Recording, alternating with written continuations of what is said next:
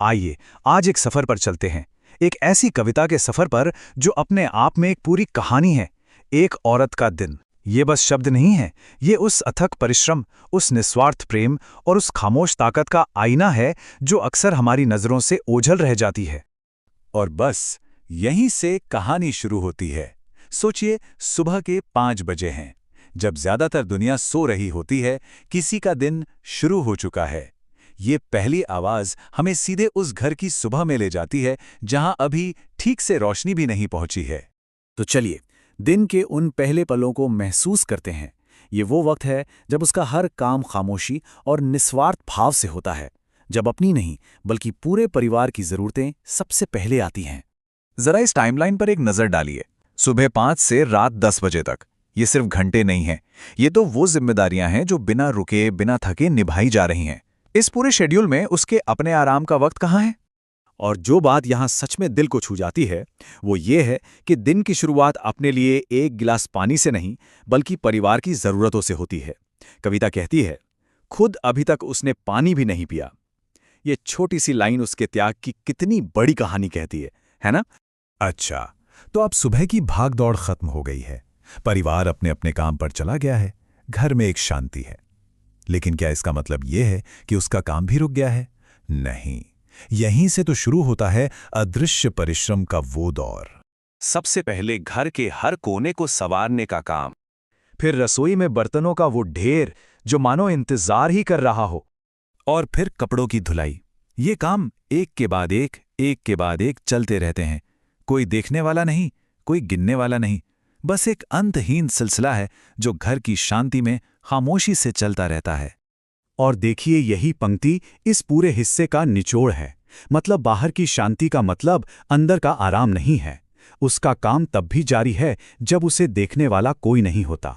दिन ढलता है, परिवार घर लौटता है, और यहीं से उसकी भूमिका बदल जाती है।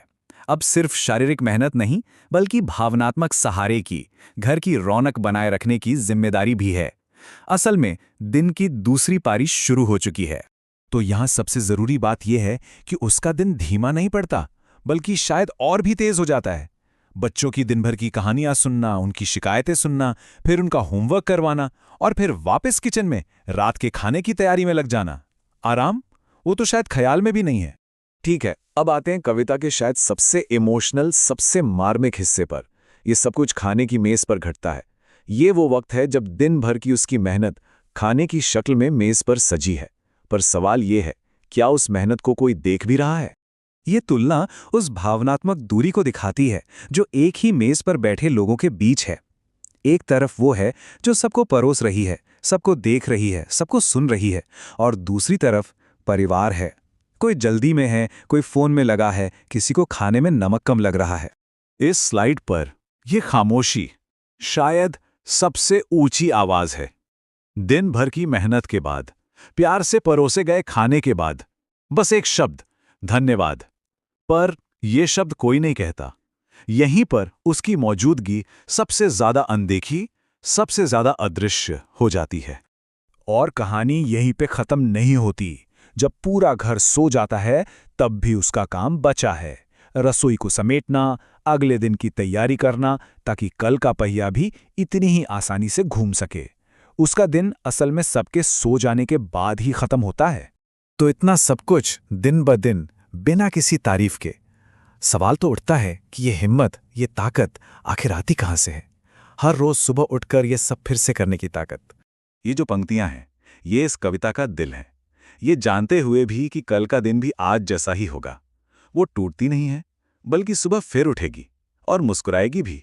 और ये जो मुस्कान है ना, ये बताती है कि उसकी प्रेरणा सिर्फ जिम्मेदारी नहीं है, कुछ और है, कुछ बहुत गहरा। तो कविता का अंत हमें बताता है कि उसकी असली ताकत उसका निस्वार्थ प्रेम है। यही वो प्यार है जो उसे हर रोज उठने और बिना किसी शर्त के, बिना कुछ मांगे सब कुछ करने का हौसला देता है। उसकी मुस्कान उसकी इसी अंदरूनी ताकत की निशानी है। और आखिर में कविता हमें इस एक सवाल के साथ अकेला छोड़ जाती है। ये सवाल सिर्फ उस कविता के किरदारों से नहीं, ये हम सबसे है।